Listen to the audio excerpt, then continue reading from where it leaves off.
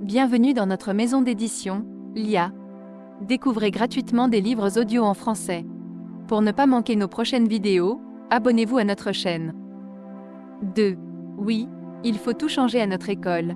Si le QI est surévalué, il procède d'une culture syndrome plus vaste, dont un symptôme est le règne de la quantité et de ces nombreux mensonges que l'on transmet mécaniquement à nos enfants sans sourciller.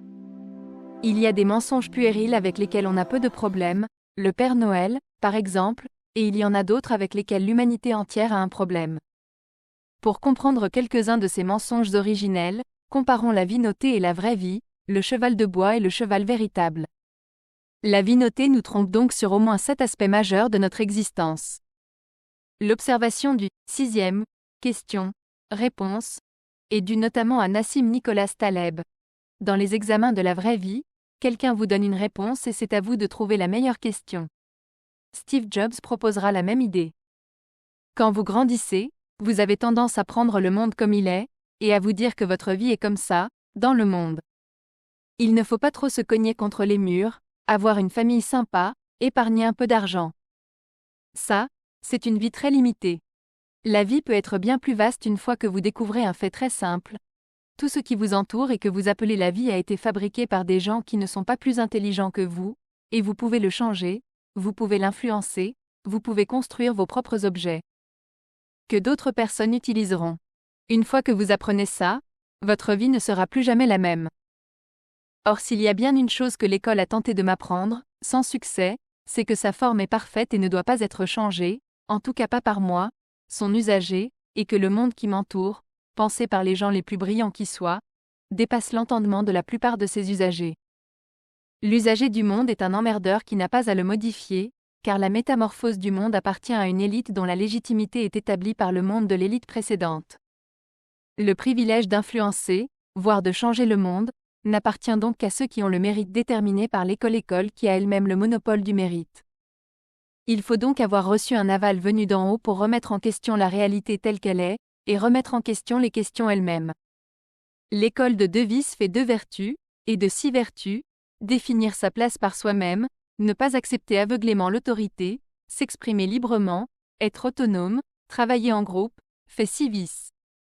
Le prodige Richard Francis Burton avait parfaitement compris ce mécanisme dans la modernité naissante, lui qui ne s'est jamais conformé au moule qu'en apparence, n'est jamais resté à sa place, a été autonome très tôt, a appris très tôt quand et comment travailler en groupe. Dans The Qasida of Haji Abdou El-Yedi, il le chante en ces termes. Dans le cours même du temps, chaque vice a porté la couronne de la vertu, chaque vertu a été bannie comme un vice ou un crime. Aujourd'hui, par exemple, l'égoïsme, l'indifférence et la maltraitance de la terre sont 3 vertus capitales de nos sociétés postmodernes, mais elles sont 3 vices capitaux dans les sociétés natives. N'importe qui peut comprendre que laisser à ses enfants une terre plus désolée que celle qu'ils ont trouvée à la naissance est un vice, et non une vertu. À l'école, on nous apprend que la conformité est la vertu suprême et cela dure toute notre vie, en particulier dans le monde universitaire où la conformité est la plus sacrée de toutes les vertus. Le millefeuille des commissions, des évaluations et de l'imprimature, de l'article à la carrière, en passant par le financement, est là pour y veiller. Dans la vraie vie, comme l'a dit une sagesse profonde, plus vous essayez de rentrer dans le moule, plus vous allez ressembler à une tarte. Réussir sa vie, c'est en prendre le contrôle, c'est assumer son identité, mettre en valeur sa spécificité plutôt que la brider, assumer sa rondeur quand les trous de la sélection humaine sont carrés, puisque c'est la sélection naturelle qui a validé notre différence. Toute sélection qui n'est pas naturelle est un eugénisme. Qu'une vie réussie implique de ne jamais capituler et de collaborer avec les moules, c'était devenu une évidence pour Steve Jobs, prodige incontestable de l'entrepreneuriat, unique parce qu'insubstituable. Dans son célèbre discours de 2006 à Stanford, intitulé « Comment vivre avant de mourir ?», il supposait que la vie avant la mort n'allait plus de soi. Votre temps est limité, alors ne le gâchez pas à vivre la vie de quelqu'un d'autre. Ne vous laissez pas piéger par les dogmes, car c'est vivre dans le résultat de la pensée de quelqu'un d'autre. Ne laissez pas le bruit des opinions des autres noyer votre voix intérieure. Et le plus important, ayez le courage de suivre votre cœur et votre intuition. Ils savent déjà, d'une certaine façon, qui vous voulez vraiment devenir. Tout le reste est secondaire. Quelle claque! Jobs disait à des universitaires de faire exactement le contraire de ce qu'ils font tous les jours. La reconnaissance des pairs? Oubliez ça. Ne laissez pas l'opinion des autres troubler votre voix intérieure. Ayez le courage de suivre votre cœur et votre intuition. L'école moderne a remplacé notre cœur et notre intuition dans la définition de notre destin, de notre identité, et nous n'avons pas gagné au change. Nous avons laissé quelque chose d'extérieur nous définir, alors que cette prérogative sacrée ne pouvait venir que de l'intérieur de nous-mêmes. Et laisser l'extérieur nous définir, c'est une aliénation lente mais abominable, un esclavage qui ne dit pas son nom et auquel les esclaves finissent par collaborer. Une neurosagesse que j'ai apprise sur le tas, ne laissez personne d'autre que vous-même définir qui vous êtes. Vous connaître vous-même est votre devoir le plus absolu dans la vie.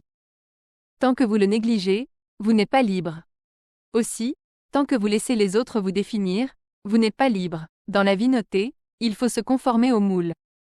Dans la vraie vie, si vous le faites, vous êtes mort, au sens de Pierre Rabhi. Vous êtes incarcéré de boîte en boîte, du berceau au tombeau, du parc jusqu'au cercueil. Car ce parc de bébés, qui n'est ni bon ni mauvais a priori, nous ne le quittons jamais, nous en créons d'autres, intellectuels, politiques, auxquels nous cédons notre liberté. Biberonnés à cette incarcération en série qu'est la modernité, nous finissons par admettre que l'un ou l'autre politicien nous déclare sans un accroc dans la voix. La sécurité, c'est la première des libertés. Pourquoi le contredire, si c'est déjà ce que nous pensons de notre vie mentale? Mais l'état d'Homo sapiens sapiens, son état original, sur plus des 150 000 premières années de son existence, ce fut la liberté avant la sécurité. La liberté est mère de toutes les productions humaines, dont la sécurité, l'inverse n'est pas vrai. Point. Dans la vie notée, il faut absolument rester à sa place, ne serait-ce que pour demeurer notable, évaluable. Dans la vraie vie, si vous êtes resté à votre place, vous avez raté l'existence, car vous avez toujours été incarcéré. Un publicitaire a dit un jour que si l'on n'avait pas une certaine montre à 50 ans, on avait raté sa vie. Le dessinateur Boulet a répondu : si vous rêvez encore de cette montre à 50 ans, peut-être que c'est vous qui avez raté votre vie. Je dis que si vous êtes resté à votre place toute votre vie, vous n'avez pas vraiment vécu. Votre vie a été occupée, au sens où un pays est occupé, et l'occupant a été la conformité, qui a régné sur vous par la peur. Perdre sa place, nous verrons combien d'expériences de neuropsychologie le démontrent, est l'une des peurs les plus violentes de l'être humain. Et cette peur, quand elle est cultivée, nous impose de rester à notre place, quel qu'en soit le prix, en particulier vis-à-vis de notre conscience. Les guerres et les massacres collatéraux ont apporté un nombre suffisant d'illustrations à ce principe. Dans la vie notée, être autonome est fortement déconseillé. On ne choisit pas ses cours à l'école française, le programme est imposé par l'État, tout comme le rythme d'apprentissage. S'il y a des choses hors programme, c'est bien que certaines notions ne doivent pas être abordées trop tôt. Dans la vie réelle, au contraire, l'autonomie est la seule voie vers la liberté. Il faut penser par soi-même et dénoncer les absurdités, quelle que soit l'autorité qui les profère ou les pratique. Mais le pire de tous les mensonges véhiculés par la vie notée, c'est encore celui-ci: pour les choses importantes, le succès et l'échec sont individuels. Pour les choses sans importance, en revanche, ils peuvent être collectifs. C'est un mensonge absolu. De la chasse au mammouth au débarquement en Normandie, en passant par la construction des pyramides, toutes les choses qui changent le monde sont des succès ou des échecs collectifs. En revanche, celles qui ne le changent pas sont toujours des succès ou échecs individuels, c'est vrai. Qui parmi les lecteurs de ce livre a conservé ses rédactions scolaires? Et les quelques romantiques qui l'auront fait admettront qu'elles n'ont guère changé le monde. Eh bien, une rédaction est notée individuellement, et à l'école, la note individuelle représente un gros coefficient. Le travail personnel encadré, TPE, en revanche, c'est le truc collectif qui n'a aucun coefficient décisif. Dans la vraie vie, travailler en groupe, ça s'appelle coopérer. À l'école, ça s'appelle tricher. Dans la vraie vie, le travail collectif, c'est sérieux. À l'école, le travail collectif, ce n'est pas sérieux. Comment s'étonner qu'une humanité nourrie à ces principes soit incapable de coopérer mondialement, aussi bien pour préserver la Terre que pour se préserver elle-même? Comment savoir si aujourd'hui l'école fait plus de bien que de mal? Ce sont des gens fièrement scolarisés, persuadés de leur valeur individuelle, qui ont commis sans broncher les plus faramineuses atrocités sur Terre, preuve que l'excellence scolaire échoue à sélectionner la bonté et l'humanité. Dans la vraie vie, l'humanité crée une diversité de pensées, de pratiques, de méthodes, d'esprits. Dans la vie notée, l'école dit « hors de ma mesure, point de salut ». Pourtant, face à l'échec scolaire, cette même école admet que la priorité, c'est au moins la socialisation de l'élève. Comment alors l'encourager si on ne lui apprend à travailler qu'individuellement ? Je suis convaincu que la socialisation, à l'école, se produit par accident, et dans la cour de récréation, pas en classe. Je me demande même quel serait le score de socialisation de l'école par rapport à une cour de récréation permanente. Jusqu'à présent, aucune étude n'a confirmé la supériorité de la classe en ce sens, contrairement aux sociétés traditionnelles et natives, où l'existence est une place et où perdre sa place est une perspective tellement terrifiante que l'on fait tout pour y rester. Dans nos sociétés postmodernes, la place ne va pas de soi. D'où une culture de la place fixe, qui est à la fois une culture de la conformité et de l'exclusion. Car notre société est une sorte de machine. Alors pour y avoir une place, il faut être une pièce conforme, et d'une certaine qualité. C'est précisément ce que fait de nous l'école. D'une masse d'enfants ouverts, créatifs, spontanément fraternels et non conformes, elle fait des pièces séparées. Vous avez étudié à Polytechnique ? Votre salaire sera supérieur à celui d'un ancien élève de l'université de Tours, parce que dans l'usine, la pièce sortie de Polytechnique est plus chère. L'école est une colonne de décantation qui crée des classes, et c'est pour cela qu'elle ne peut pas satisfaire tout le monde. Il est inscrit dans son cahier des charges qu'elle doit décevoir des usagers et, par principe, décevoir l'homme plutôt que l'usine qui est son client final. Pour changer l'école, il suffirait d'admettre que c'est l'humain, le client, pas le système. Nelson Mandela a eu 1000 fois raison de clamer « Si vous voulez changer le monde, changez l'éducation, et cela ne pourra se faire individuellement ». Axe Schooling, la nouvelle école buissonnière, l'humain est né conforme, mais conforme à l'humanité. Or l'humanité n'est pas une création humaine, au contraire de la conformité scolaire, économique ou politique. Mettre une création non humaine, que nous ne maîtrisons pas, à la norme, à la forme d'une chose humaine, que nous maîtrisons mais qui est infiniment plus rudimentaire, c'est un acte perdant en soi. Nous l'avons vu le siècle dernier, en demandant à la nature de produire comme nos usines, alors que c'est à nos usines de produire comme la nature. La soumission de l'humanité à la conformité, forcée de surcroît, me rappelle la fable soufie de l'aigle et de la vieille femme. Un aigle épuisé tombe aux pieds d'une vieille femme, qui n'a jamais vu que des pigeons, au point que les pigeons sont les seuls oiseaux qui lui soient familiers. Pleine de pitié, elle recueille l'aigle et lui dit « Tu n'as vraiment pas l'air d'un oiseau ». Elle lui ampute alors une partie du bec, lui taille les serres et lui arrondit les ailes, avant de le laisser prendre un envol brinque-ballant. « Va, maintenant, tu as vraiment l'air d'un oiseau ». Les bonnes intentions ne suffisent pas quand il s'agit de sculpter le cerveau, seule la sagesse importe. Le pseudo-pigeon de la fable, qui n'assume pas d'être un aigle et ne sera jamais un pigeon malgré toutes ses souffrances, c'est une production bien trop fréquente de nos systèmes éducatifs. L'humanité est supérieure à la conformité, et la conformité, qui est une création non humaine, ne peut s'appliquer qu'aux autres créations non humaines, pas à l'homme lui-même. L'homme libéré, c'est l'aigle du conte, qui a été élevé parmi les pigeons mais s'est souvenu qu'il était un aigle, dans un pays où tout ce qui ne ressemble pas à un pigeon sera méprisé. Dans une série d'examens destinés à sélectionner le pigeon le plus conforme, un aigle échouerait lamentablement. Devrait-il s'en vouloir pour autant ? Tous les extraordinaires que j'ai pu rencontrer se sont, évidemment, opposés à la conformité. Ils n'ont pas essayé d'entrer dans un moule, ils ont été un moule eux-mêmes, ce qui est l'ordre naturel de l'humanité. Nous ne sommes pas là pour nous conformer à une empreinte, mais pour laisser la nôtre. Aucun de ces personnages n'était du genre à rester à sa place, sauf si c'était une place qu'il s'était définie lui-même, et pour un temps seulement. Tous étaient devenus autonomes, dans leur soif d'apprentissage. Un reproche immense que j'ai à faire à la plupart des écoles que j'ai fréquentées, c'est qu'elles n'hésitent pas à troquer l'émerveillement contre la conformité. C'est pour cela que la vulgarisation scientifique, dont le but premier est l'émerveillement, est encore si méprisée en France, par les gens conformés. Émerveillement contre conformité. Cet échange est une très mauvaise affaire. L'émerveillement est le moteur de l'apprentissage et de la découverte. L'échanger contre les examens, c'est échanger un moteur contre une carrosserie. Paolo Lugari a su résumer cette question en une phrase. Il vaut mieux un débutant enthousiaste qu'un prix Nobel déprimé. Combien d'élèves entrent à l'école avec de l'enthousiasme et peu de savoir-faire, et en sortent avec un peu de savoir-faire et plus aucun enthousiasme? C'est pourtant l'enthousiasme qui motive le savoir-faire, pas l'inverse. L'expert, l'extraordinaire, fait toujours preuve d'une pratique délibérée dans le domaine qui fait son expertise. Il se met au travail tout seul, selon une dynamique opposée à celle de notre école. Tel fut le cas de Taylor Wilson, né en 1994, qui, à l'âge de 14 ans, réalisa dans le garage de ses parents une fusion nucléaire deutérium-deutérium dans un fuseur de Farnsworth de sa propre fabrication. À ses 18 ans, Barack Obama lui confia l'accès professionnel à un laboratoire dans le Nevada. Vous ne verrez jamais cela en France, et il reçut la même année une bourse Thiel, spécialement conçue pour convaincre les jeunes talents de quitter leurs études afin de créer une entreprise.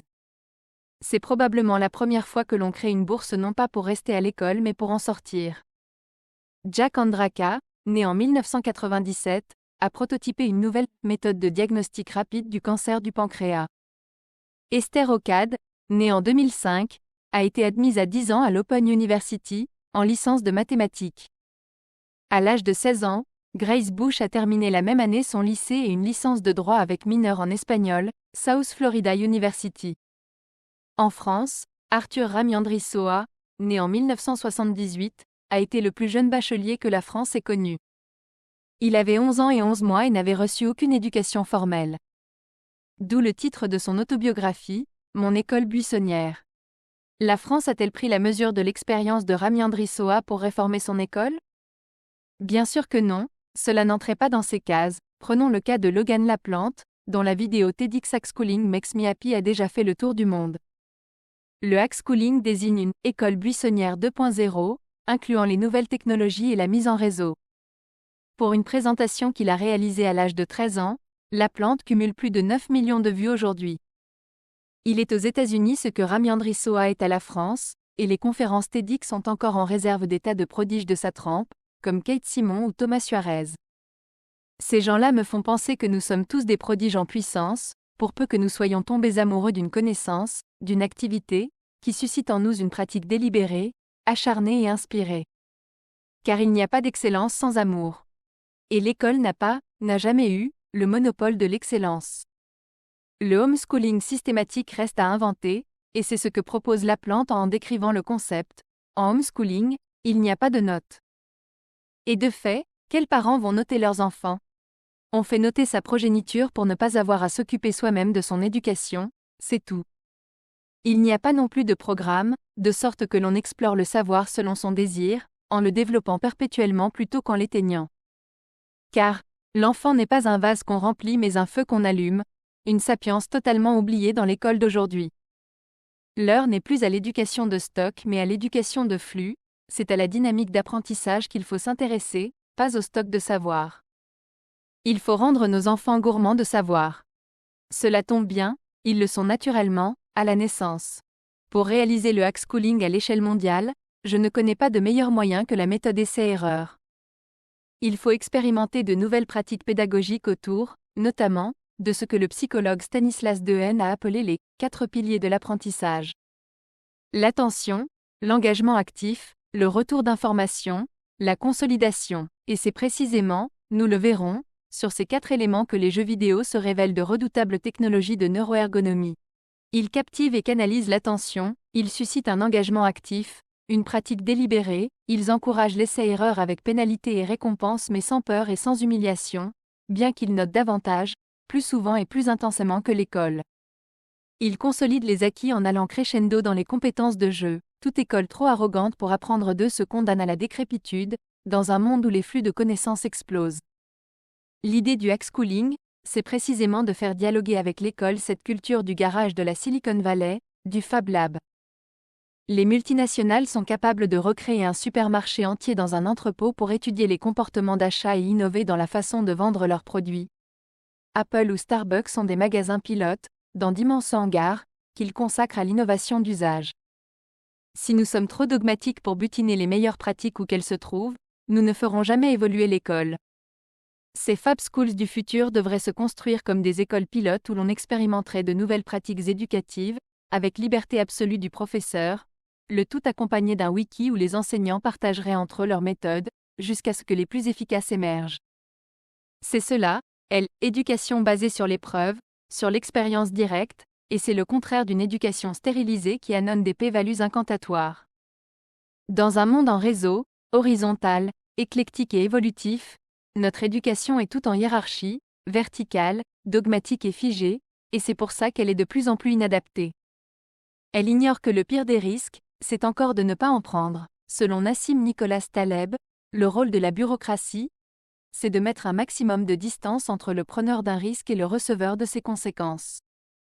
L'éducation nationale est structurée de cette façon. S'il y a échec scolaire, qui est responsable? Le ministre? Le recteur? Le programme? L'inspection? Le chef d'établissement? Le professeur? Reste un seul coupable possible: l'élève. La meilleure façon de progresser, c'est d'être au contact immédiat des conséquences de ses décisions, et c'est exactement le contraire de ce que fait un ministre. Le professeur, lui, est au contact des élèves, et cette responsabilité, il faut la lui reconnaître, il est le plus à même d'expérimenter des pratiques pédagogiques et d'innover. Il est le seul à qui l'on puisse confier l'innovation pédagogique basée sur l'expérience. L'école des extraordinaires, je suis passé par beaucoup d'écoles, notées ou pas, et plus ou moins inattendues. L'une d'entre elles fut le monde des médias, envers lequel j'avais beaucoup de préjugés, ayant été éduqué dans une tradition française élitiste qui méprisait instinctivement l'exposition médiatique. Comme tout le monde, j'avais tendance à privilégier ma caste, et à lui donner a priori raison contre les autres, sans réfléchir.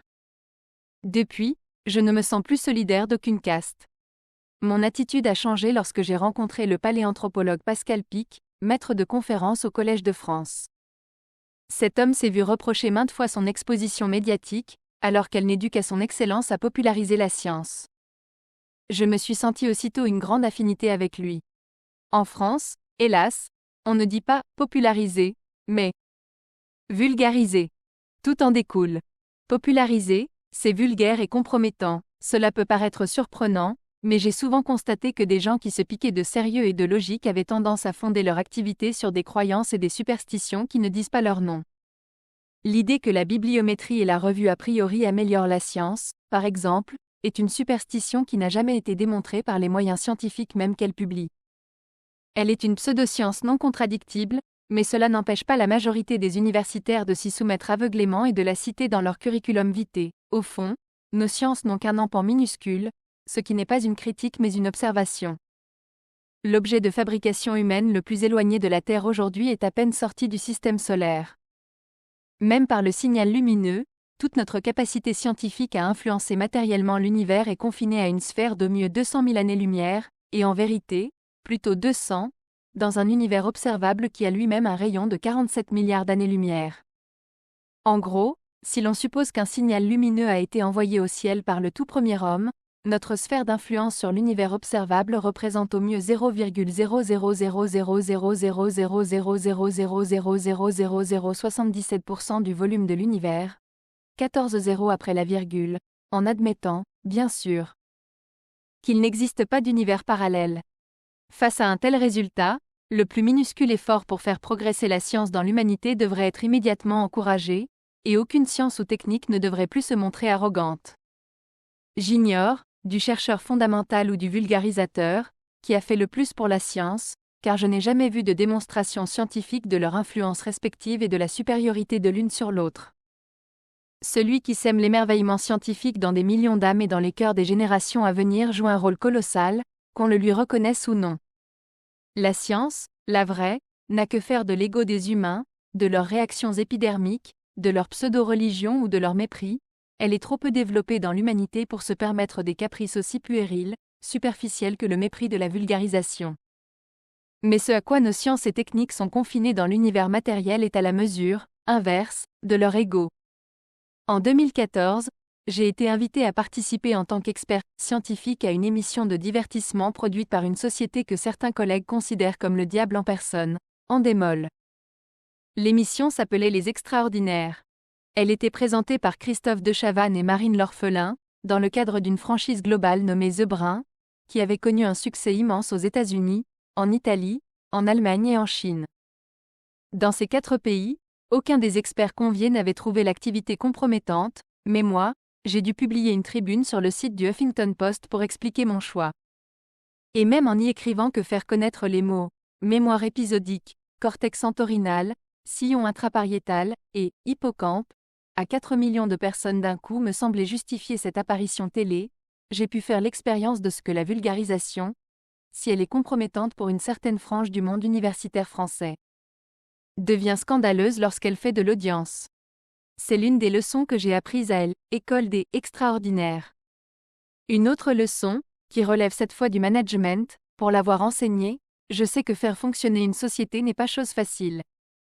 Or j'ai pu voir de l'intérieur comment Endemol France fonctionnait.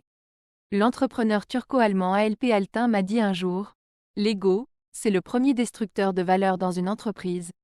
Ce que j'ai pu observer dans les studios et les bureaux, c'est une capacité fine à calmer les égos de ces célébrités suivies par des centaines de milliers de personnes sur les réseaux sociaux. De l'extérieur, on imagine ces gens dans de grands bureaux en acajou, entourés de toutes ces paillettes qui caractérisent les caprices de stars, et on les rencontre finalement dans un bureau anonyme d'Aubervilliers, installé dans des open spaces qu'ils partagent parfois avec des stagiaires. Autre leçon de l'école des extraordinaires, casse tes clichés pour y faire entrer la réalité, ne casse pas la réalité pour la faire entrer dans tes clichés. Si vous êtes un expert des prodiges et des athlètes de la mémoire en neurosciences, il vous faudra beaucoup de temps pour réunir des sujets d'études vraiment rares, entre 2 et 5 sujets par an pour les meilleurs laboratoires. Force de frappe d'un casting professionnel aidant, l'émission m'en a procuré plus de 25 sur une seule année. Quand j'étudie les experts, je classe souvent l'ampleur de leur expérience en heures de pratique.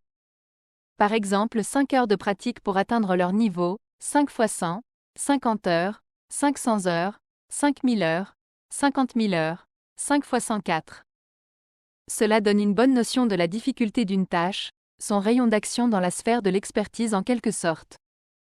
Dans la sélection des extraordinaires, il n'y avait pas d'expertise sous les 50 heures, mais certaines, qui semblaient très impressionnantes, pouvaient s'atteindre à ce prix, relativement faible. L'accroche de l'émission était « Des Français ordinaires aux capacités extraordinaires », ce qui est tout à fait vrai. On se fait souvent des idées sur les « extraordinaires ». On croit qu'ils sont venus au monde avec une capacité spéciale, mais plus on les étudie, plus on penche en faveur de l'explication selon laquelle ils ne sont pas nés avec leur talent d'athlète mental, mais qu'ils ont grandi avec le désir de le développer. Pour eux, c'était souvent une obsession, quelque chose de drôle, de gratifiant. Il a existé un carburant dans leur vie pour leur permettre d'atteindre des milliers d'heures de pratique avec une grande intensité d'attention. Quand vous avez atteint 50 000 heures de pratique délibérée sur un sujet, vous êtes un grand expert, et vous pouvez devenir un trésor pour l'humanité. L'intérêt d'exhiber les performances mentales de gens expérimentés dans un média de masse, c'était de montrer à tout le potentiel d'un cerveau affûté. L'une des barrières à l'affûtage cérébral, c'est l'idée qu'il est impossible. Notre cerveau est comme un diamant que l'on peut tailler. Tout le monde est capable de le faire, nous pourrions tous être des extraordinaires. Ce qui sépare un extraordinaire d'un ordinaire, c'est la pratique délibérée, dont le moteur le plus puissant est, bien sûr, l'amour. Seul l'amour de votre tâche vous permettra de faire ce que fit Valentin, candidat de l'émission en 2015, passer des heures à potasser 250 vues satellites de villes françaises et identifier une ville d'après une seule vue aérienne couvrant un demi-kilomètre carré. Notre cerveau excelle dans la reconnaissance des formes, et c'est à cette mémoire des formes que Valentin fit appel pour réussir l'épreuve, mais, au-delà, il dut couvrir chaque image d'une signification, éventuellement d'une narration, afin d'en faciliter la mémorisation. La narration est une méthode connue des athlètes de la mémoire. Le mnémoniste Joshua Foer a écrit un livre sur le sujet, Moonwalking with Einstein, The Art and Science of Remembering Everything, comparable à celui du français Jean-Yves Pons, touche-à-tout de la mémorologie, qui explique avec pédagogie comment développer extraordinairement sa mémoire. Le titre du livre de Jean-Yves Pons, Napoléon joue de la cornemuse dans un bus, est une phrase qui encode une série de chiffres pour en faciliter la mémorisation. Transformer le code à retenir en langage est une façon simple de le diriger vers d'autres fonctions de notre esprit qui le mémoriseront mieux, en particulier notre mémoire à long terme. La méthode personne-action-objet procède de ce principe. Si vous devez, par exemple, retenir le code 24B155111375, il vous suffit de mémoriser une phrase, beaucoup plus ergonomique car mieux distribuée dans votre cerveau.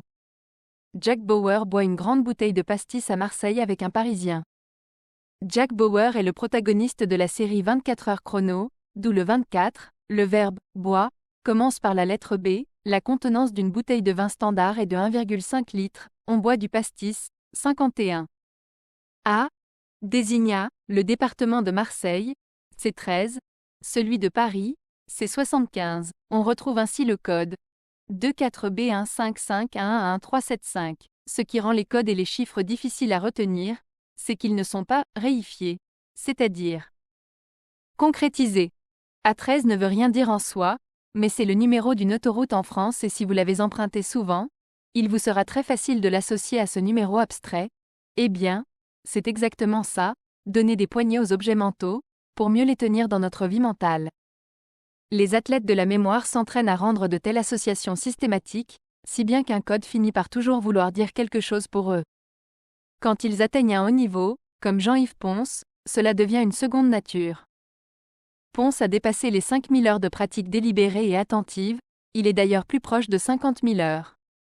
Mais on peut obtenir des résultats des 50 heures de pratique, car au fond, faire de la méthode PAO une seconde nature, cela revient à apprendre une nouvelle langue, simple, au vocabulaire limité, et dont on construit soi-même la grammaire. Dans une autre épreuve de l'émission, une candidate devait se souvenir d'une série de « mariés », des hommes habillés en noir et des femmes habillées en blanc, sans avoir à retenir leur visage. L'épreuve se résumait donc à retenir des bits informatiques, 0 ou 1, ce qui est assez facile si on les arrange par 3. Une série de 3 bits binaires donne 8 possibilités, que l'on appellera, par exemple, ABCDEFGH.